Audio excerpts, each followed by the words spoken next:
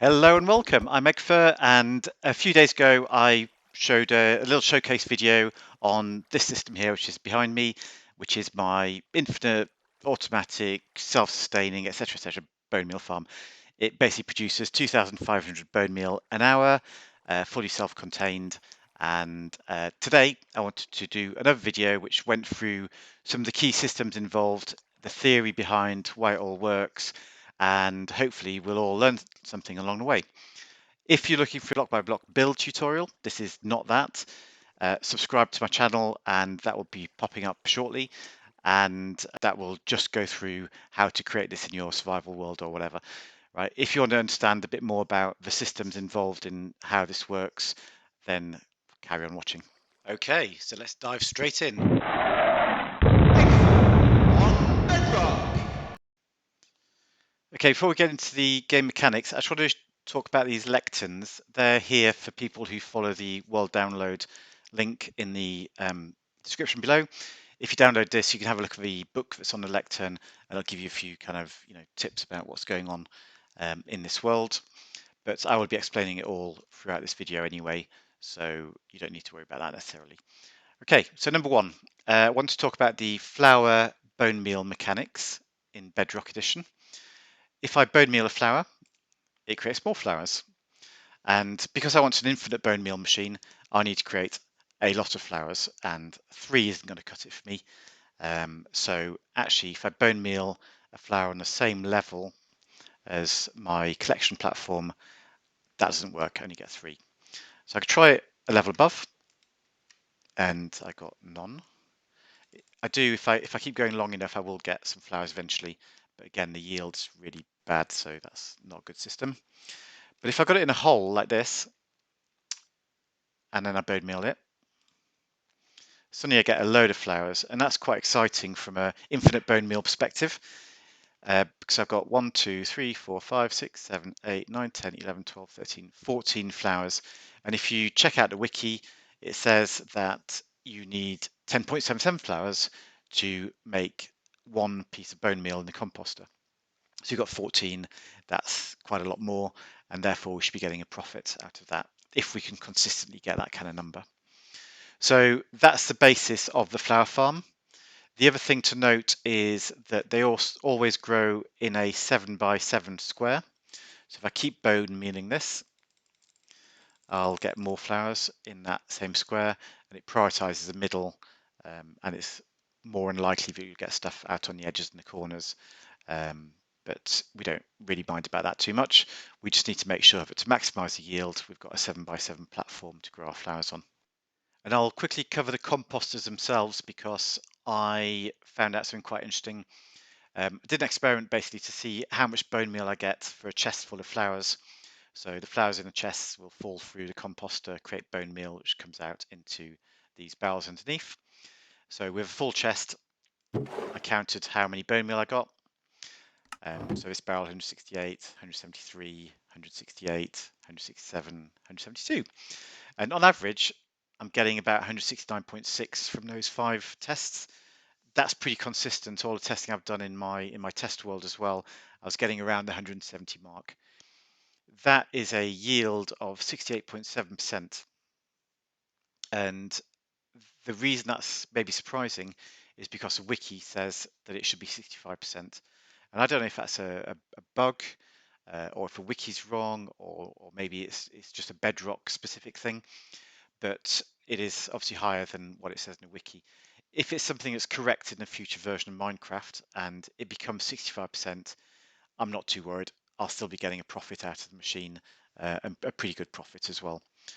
Number 3 is a really simple test. All I've done is created 10 fields with a flour in the middle, and I've bone mealed that flour, and I've counted how many flours, extra flours I've got from it.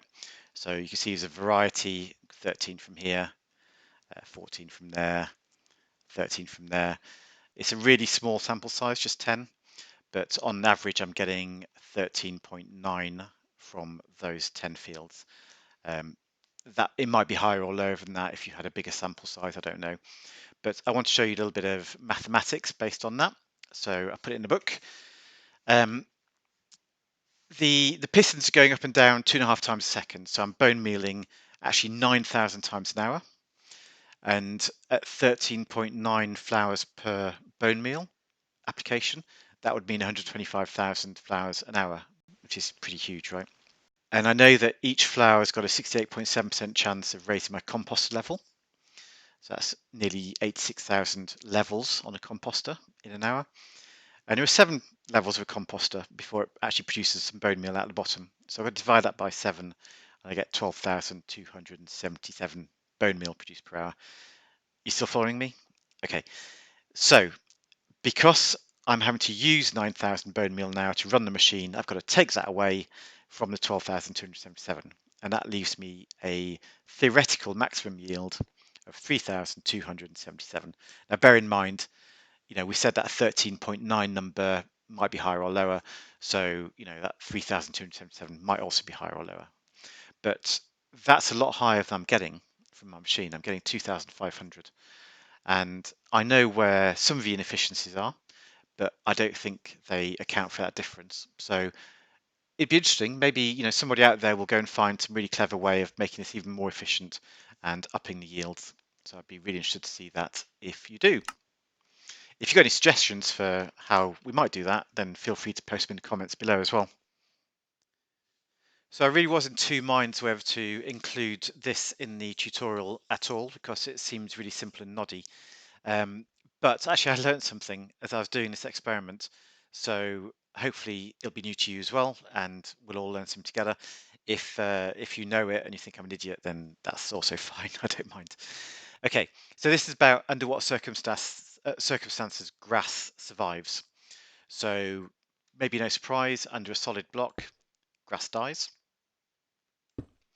Under a transparent block, grass survives. Okay, so I'm going to come back to this next one in a minute. So then I've got a couple of blocks which are light emitting, but actually they're both transparent as well. So they're going to behave like glass, but they also produce light. So again, absolutely no surprise that that the grass is perfectly fine underneath those. And then I wanted to test what happened if I actually encased one of those light emitting blocks in opaque blocks, i.e., so itself is in the dark. And my theory was actually, well, it's emitting its own light, so the grass is probably going to be fine. And again, you might not be surprised to find that is indeed true. Right, but the one that surprised me was this one. So this is a glass block encased in opaque blocks. And I was thinking, well, it's going to be completely dark in there, and the glass isn't emitting any light. And so it actually makes sense the grass would die, right? But it doesn't. The grass is perfectly happy sitting underneath a transparent block in complete darkness. And you may be asking why I'm telling you about all of this, but it's actually changes the design of my farm, because my assumption was I needed light emitting blocks here so that when the pistons are pushing the grass up against it, they will still have light and they would then survive. But it turns out that this can just be glass. So even though I've got sea lanterns in this example here, this can all be glass, and that makes it a cheaper build, which is fantastic, right?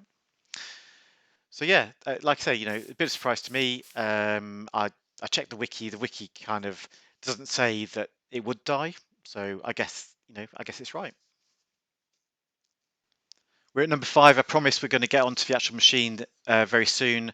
I wanted to quickly look at the clocks that we're using inside the machine. This is not a clock tutorial. I am going to do a clock tutorial. And I know, yes, everybody's done a clock tutorial already, but I'm going to do one. And essentially, we've got 2 different clocks. There's a really fast comparator clock, which gives me a 1-tick pulse, and I can drive lots of short pulse stuff off that.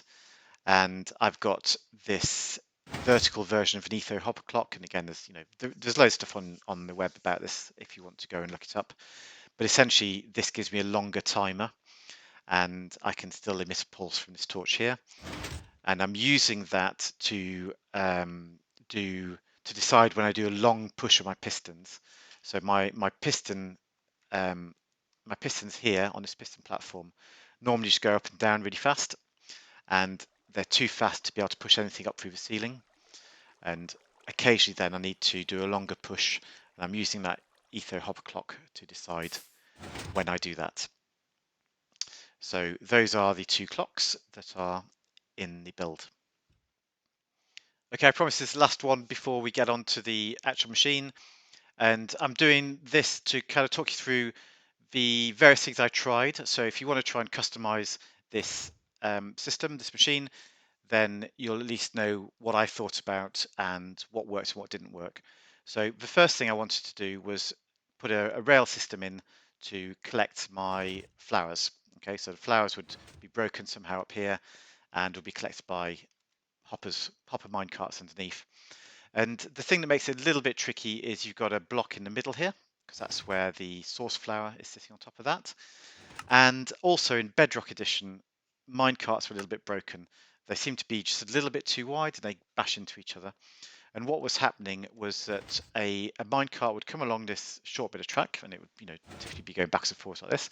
But it'd come along this track. When it got to here, if another mine cart came along a neighbouring track at the same time, it would just clip it, and that was enough to cause this minecart to phase into the block in the middle, and then obviously becomes completely useless. It's not collecting flowers, and the whole system breaks down.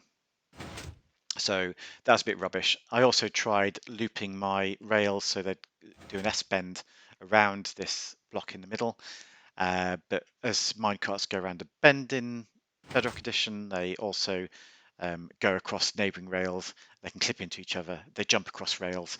It was a nightmare. I was tearing my hair out about it, and then I gave up.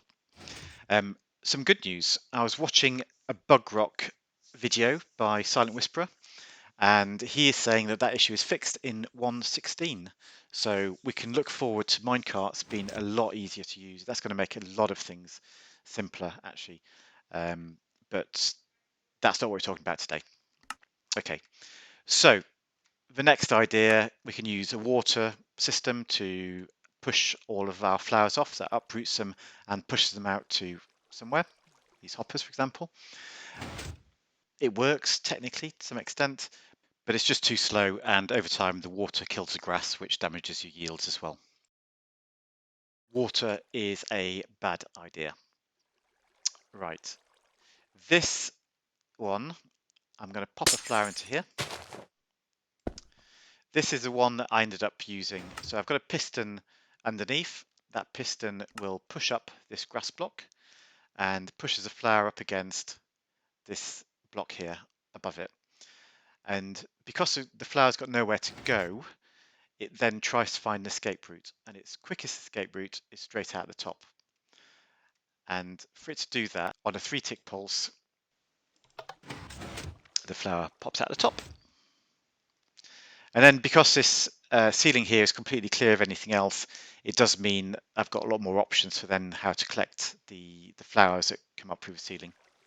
This one works on a similar principle with the piston at the top now, pushing a block down onto a flower, which will break the flower, and it'll try and rise up through these blocks. It's got a little bit further to go this time. So on a 4-tick pulse, let's go, and it does pop out. What I've found is that this is actually a bit unreliable. So in different scenarios, depending whether they're items or flowers which are in the ground, where they're positioned exactly on the ground, then sometimes it doesn't work properly. So I wouldn't advise this. You've also got difficulty. You've got redstone on top of the ceiling here, and that makes it harder to work out how to actually collect all of these, even when you get them up. This is the best one I've found. If you come up with any other ideas for systems, then please let me know. I'm more than interested to hear about any of those. Okay. So finally, I hear you say, we've got onto the machine itself, and I'm going to talk through this in sections. So I'm going to talk about the piston platform. I'm going to talk about the collection system and the bone mealing, the bone meal creation and recycling system. And I'm going to talk a little bit about the clocks and the how we turn it on and off as well. So let's start with maybe the piston platform. And we're really lucky because a 7x7 square is what we need to lift up. And that makes my piston platform really easy to design, because what I can do is I can run a row of repeaters into a block, torch on top, which powers this block and has 3 torches running off it. And those 3 torches will end up powering this first 3 rows of pistons. Exactly the same on the other side, does these 3 rows of pistons, which means I've only got 1 row left to worry about. And I can power this block in the middle using redstone coming through here from that repeater through this block to the redstone. That's enough to power this block and turn off a torch. And I've got the same setup, so I've got a block here with a torch on either side, and there's a torch on top that you can't see. So that will do the first 3 pistons in a row here, and exactly the same setup for the last 3, which, so 3 plus 3 is 6. That kind of leaves me a hole in the middle, doesn't it? But that hole is exactly the hole I need, because this is where my grass block is for the source flower, and the source flower doesn't need to move. In fact, it's got to not move, so I don't need a piston here. So actually, I kind of lucked out, really. This is probably one of the easiest piston platforms you could ever wish to build, and it's all synchronous as well. So what I mean by that is all of those pistons are going to go up and down at exactly the same time. So I've come up top to look at the collection method, and what I'm going to do is every now and again I'm going to do a long push on the pistons, and that will push the flowers up through this ceiling and into the water. And I've arranged the water in such a way that there's no dead points anywhere. Wherever you put something in here, it will always flow down towards this corner and drop off this ledge and start to go through my hoppers. And those hoppers are sitting above composters. So essentially, what I've done in here is I've put a couple of non-compostable items into the hoppers. And the reason I've done that is to reduce the number of flowers which go into each hopper and spread them out a bit more. And by spreading them out, it means I've got more composters busy all the time. And that means that my throughput is maximized, essentially. Now, of course, you could just wait to have more flowers and fill up all of the hoppers. But that means when you're priming the system right at the start, you need a lot more bone meal, and that can be quite expensive until you've got things running. So, once you've got it running and you've got loads of bone meal, you're rich in bone meal, you could take this out and change the timing of the long push just to get more flowers come through at a time, and it'll make your machine just a little bit more efficient. So I guess most people know that these water streams will run down. They'll travel 7 blocks from the source, and then you need an ice block, and items will travel across that ice block. They'll kind of slip across there and into the next water stream. Okay, so they go all the way around. The droppers drop into the composters. The composters turn the flowers into bone meal. The bone meal drops into these hopper lines, and there have to be 2 hopper lines. If you try and combine those hopper lines anywhere, it will be too busy and you'll start to see stuff backing up. But essentially, they then combine into this dropper here, and because droppers can go faster than hoppers, then that's fine. And the dropper line kind of runs up here, up there, up here, and it's going on a fast 1-tick clock up to here. And then I slow it down. So you can see this repeater set to 2 ticks, and it's powering essentially this dropper, but that also powers these 2. And the reason I've done that is because actually the rate at which I need bone meal to come out of this system is once every 4 ticks, so 2 ticks on, 2 ticks off. So that's the speed I need to get bone meal recycled into my system over here. And what will happen then is that bone meal will start to back up within this dropper.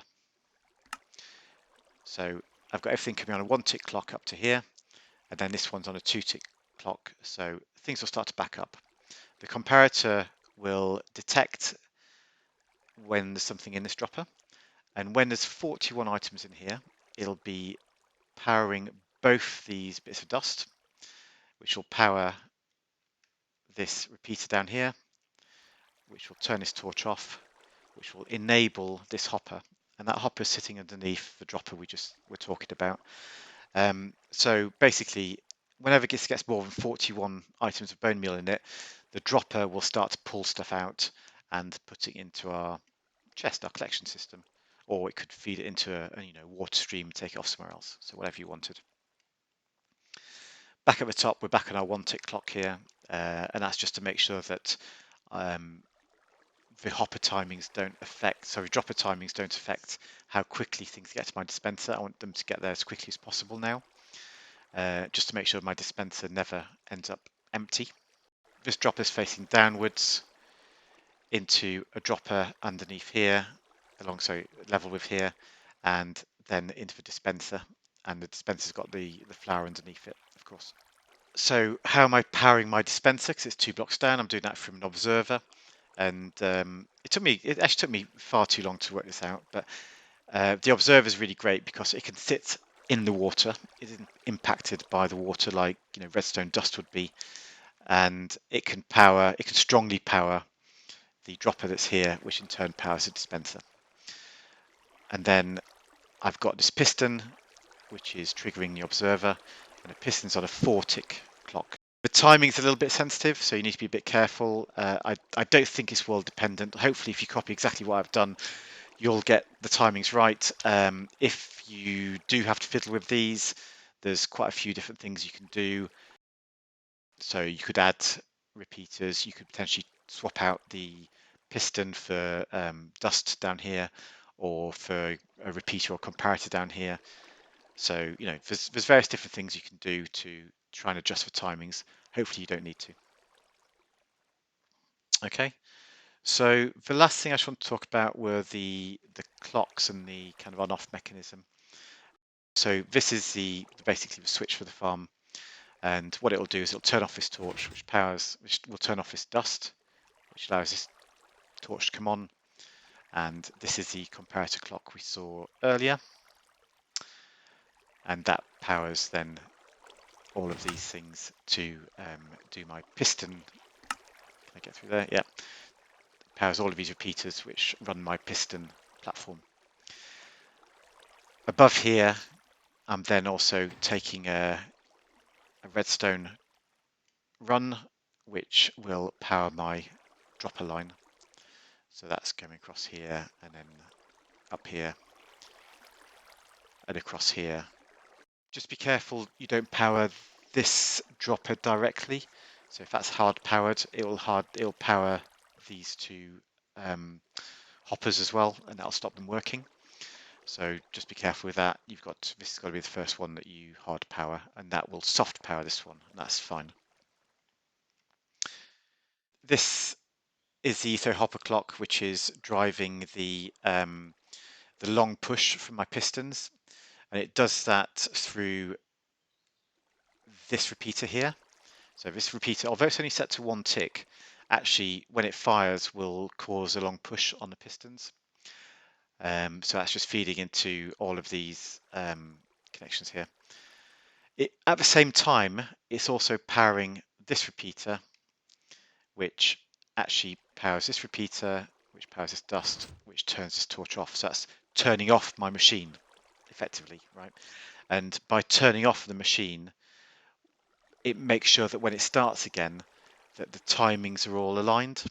So what I found before when I built, when I was trying to kind of build this, is that when you stop it for the long push and then restart, you get a timing mismatch, and you end up with the bone meal arriving whilst your pistons are up in the air, and obviously that doesn't work. So I'm also just turning off the system and then restarting it once the long push has happened. So let's see this thing in action, and I've left the sound on just to give you a clue to how noisy it is. So I'm just going to go round whilst you listen to that. Hear the munching of the composters. Okay, hopefully you're back with me, and that's all a bit quieter now. So I think the best way to demonstrate this system is to actually show you some of the yields from it. So you remember this has to get up to 41, which is just done. And because I've just restarted it again. So down here now, I will start to collect some bone meal. And what I'm going to do then is I'm going to run a timer, and we'll run it for 10 minutes, and we'll just watch what happens. So as I set the timer, I'm going to also clear this out and go. So now I've got a timer running for 10 minutes, and let's just sit and watch it. Obviously in fast forward mode. I'm not going to make you sit here watch bone meal arrive for 10 minutes in real time.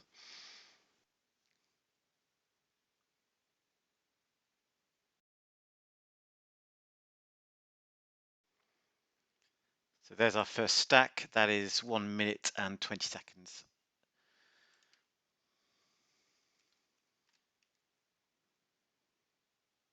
And you can see how the long push of the pistons causes the grass blocks to all rise up for a bit longer, and that gives the flowers time to get pushed through the ceiling and into the water bath on the top. And then from there they get pushed down by the water streams into the hoppers. And we're just coming up to the 5-minute mark, so let's go and have a look how we're getting on.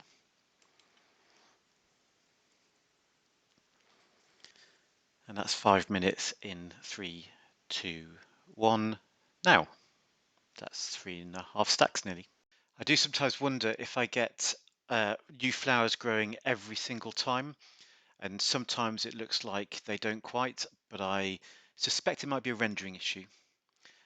If it's not though, that could explain the difference between my actual yields and the theoretical maximum yield. There's one thing I haven't mentioned, which is that there's a grass block which sits underneath one of the droppers in the ceiling, and that grass block can sometimes turn to dirt, and when it does damage your yields, but not enough to give you negative bone meal, so you're still getting positive bone meal out of the system, and it will repair itself and become grass again. So we're down to the last 15 seconds, and I'm just going to switch the machine off, and that will be in 5, 4, 3, 2, 1, off. Okay, so let's see how we've done over a 10-minute period. We've got, well, almost exactly 6 full stacks in that 10-minute period. So I'll do the maths for you. We've got 385 bone meal altogether in 10 minutes. So I can multiply by 6 to see how many that would be per hour. So times 6, and that was 2,310 in that period. And let me just go and double check what I was saying about the grass. Yeah, so you can see that block here that's underneath the dropper has turned from grass to dirt at the moment. So whilst it's like that, that does damage your yields. That's probably why we've got a bit less than 2,500. There'll be other times when you get higher rates. So that balances out over time. And I've done extensive testing. I'm very happy that 2,500 is the right rate. And that is the infinite bone meal machine. I hope you like it. And if you did like that, let me know by leaving me a like, and check out the world download below. Consider subscribing to my channel so you can get to see the build video as soon as it comes out. And I look forward to seeing you again. Cheers, bye bye.